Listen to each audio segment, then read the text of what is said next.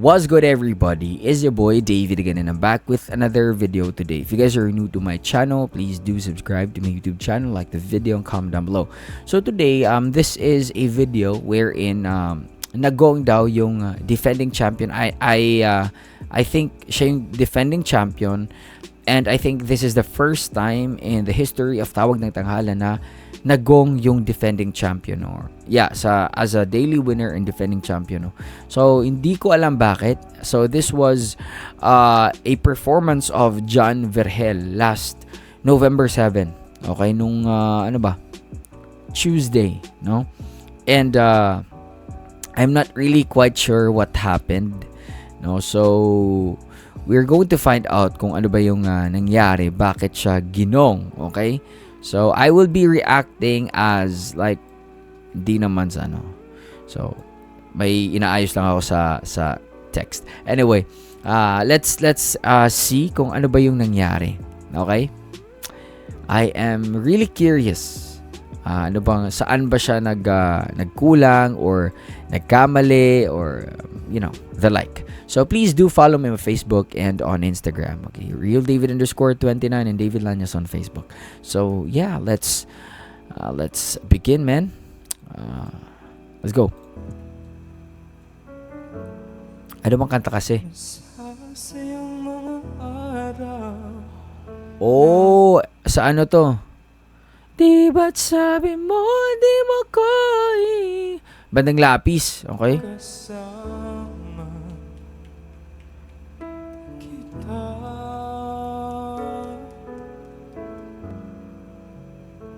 Paglalambing at kulit mo na hindi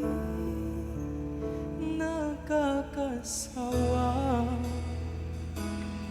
So far naman, very heartfelt and very yung fragile ng boses niya, it's very fragile, sensitive, soft, and meron talagang emosyon doon sa boses niya. So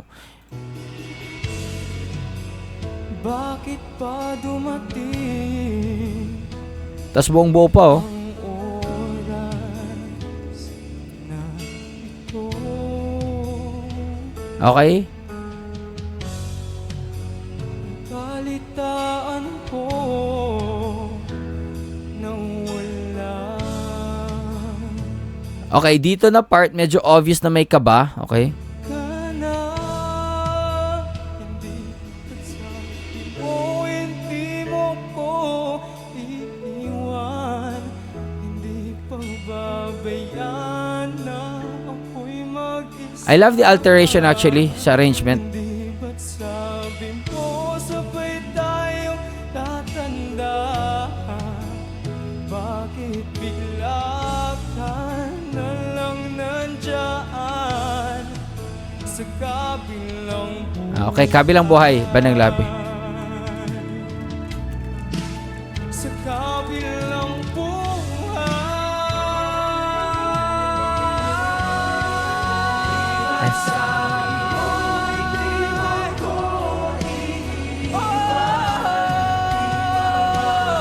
Oh! Dun pala. Okay, very obvious. Pumiyok siya. Okay, pumiyok siya nung sa key change. No, pag change key, ayun, yung adlib na doon na parang pasigaw. Wow! Oh! Parang ganun yung gusto niya. Wow! Oh! Hindi ba't sabi mo? Oh, mahirap din tong kanta to. Low-key, simple lang siya pakinggan. Pero if you really sing this, no, like the Bandang Lapis, quite challenging din for pop artist, no? Ulitin natin, dito pala siya nagkamali. I see. Ang ganda nung sustain niya, okay lang, no? Eto. Oh.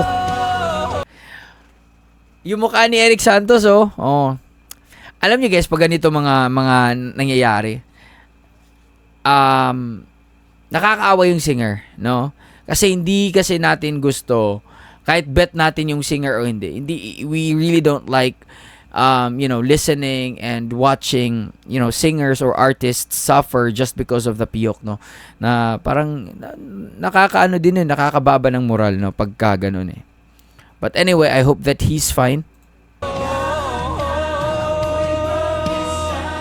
Isa. Tapos, nag-signal lang 1. So, ito, pag nakita yung signal lang 1, wala, mas lalong kakabahan to. Sabi mo, sabay tayong tatanda.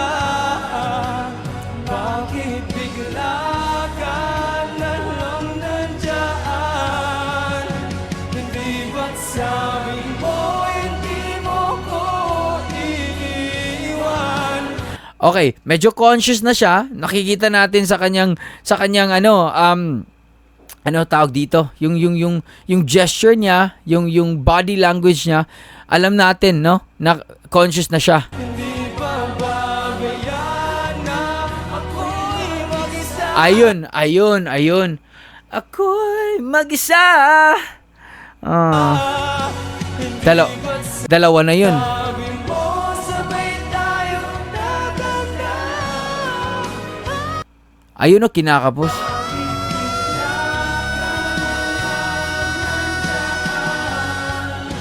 Sa kabilang buhay. OMG. Feeling ko magugong siya. Sa kabilang Ulitin natin yung part na yun.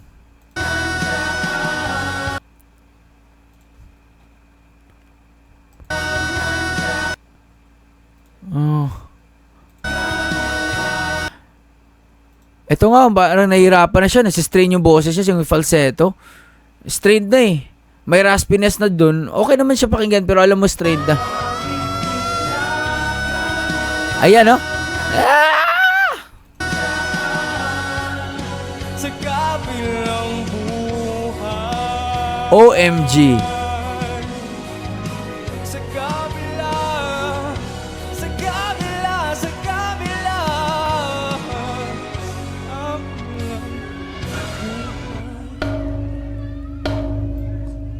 OMG. OMG. Tapos na yan eh. Few seconds away na lang talaga yan sa last chord, no? OMG. Ginong talaga siya, men. Well, I can't blame the judges though kasi nga talagang very pitchy and yun nga na-distract na siya eh. Kasi pumiyok siya and then very conscious na siya sa sarili niya. Lalo na yung pag I'm pretty sure nakita niyo yung pag gano ni Mr. Louie, no? Mr. Louie sometimes I'm not in agreement with him sa kanyang pagiging hurado or the way siya mag-judge ng iba kasi nga obviously may biases din siya, no? Lahat naman tayo may biases tayo pag bet talaga natin yung singers, no? And especially may mga X factor outside the singing skill, no? Pero I think I would agree, no, na it's reasonable naman. It's reasonable na kung bakit siya nagong.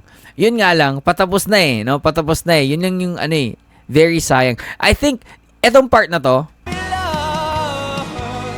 etong part, kabilang. Ito. Sa kabila, sa kabila. Oh, then very flat siya doon, no?